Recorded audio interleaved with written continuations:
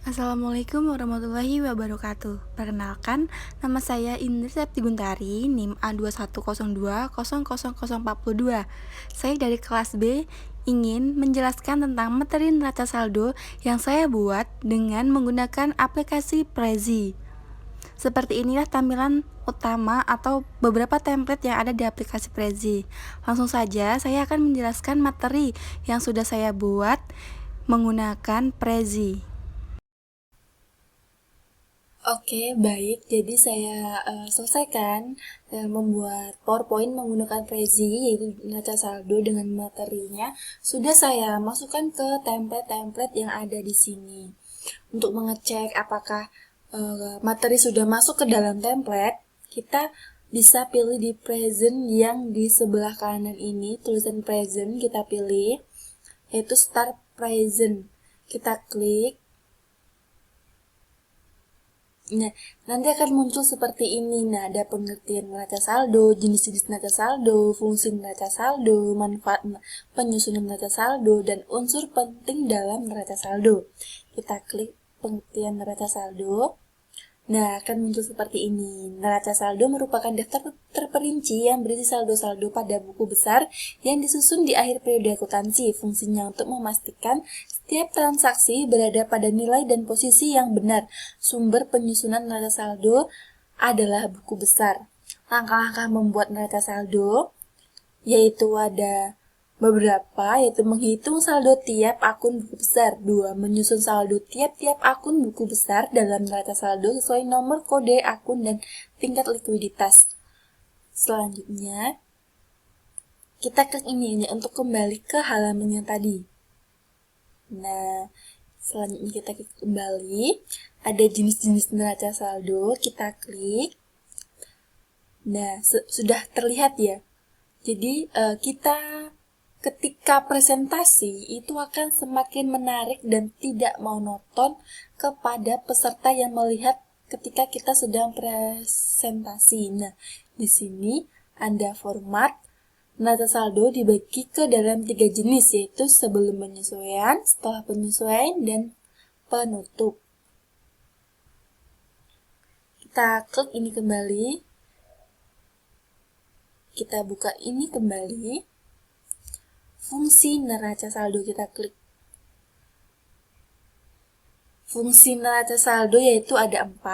Fungsi pencatatan. Neraca saldo berfungsi untuk mencatat semua data akun. Fungsi ini sangat penting dan dibutuhkan terutama dalam bidang akuntansi. Yang kedua, fungsi koreksi. Neraca saldo berfungsi untuk memperbaiki kesalahan pencatatan, misalnya terdapat kekurangan catatan saldo maupun kelebihan. Ketiga, fungsi monitoring. Neraca saldo juga digunakan untuk pengawasan atau monitoring. Dengan neraca saldo, laporan keuangan dapat lebih terkontrol. Keempat, fungsi persiapan. Neraca saldo berfungsi untuk mempersiapkan pembuatan laporan keuangan di akhir periode. Selain itu, neraca ini dapat dimanfaatkan untuk rujukan perencanaan bisnis pada periode berikutnya. Ketika kalian kembali, jangan lupa klik ini. Klik kembali. Nah, di sini manfaat penyusunan neraca saldo. Gini, manfaat penyusunan neraca saldo yaitu ada pun beberapa manfaat penyusunan neraca saldo, yaitu ada 2. Untuk laporan keuangan, neraca saldo kerap diibaratkan sebagai penghubung antara catatan akuntansi dengan laporan keuangan. Neraca saldo dapat memudahkan Anda jika ingin menyiapkan laporan keuangan. Yang kedua, mengurangi risiko kesalahan. Neraca saldo dapat menunjukkan jika terjadi kekeliruan dalam pembukuan jurnal maupun buku besar. Dengan demikian, jika terjadi kesalahan tersebut, Anda bisa segera memperbaikinya. Yang terakhir, yaitu ada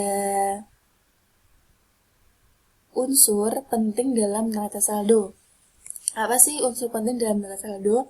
Kita lihat.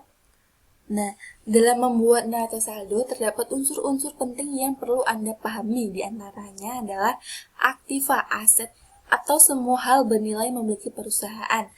Penghasilan, yaitu pendapatan yang diperoleh dari aktivitas penjualan pada periode tertentu. Ketiga, biaya penjualan, dana yang harus dikeluarkan perusahaan untuk kegiatan penjualan dan pemasaran.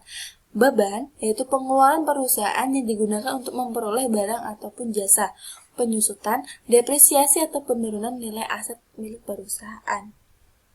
Jadi, materi yang saya siapkan tadi sudah saya masukkan ke dalam template yang ada di Prezi, seperti yang sebelumnya. Sebelum ini kan saya sudah menjelaskan cara membuat atau memilih template, mengganti warna, atau cara masuk ke dalam atau membuka template di Prezi.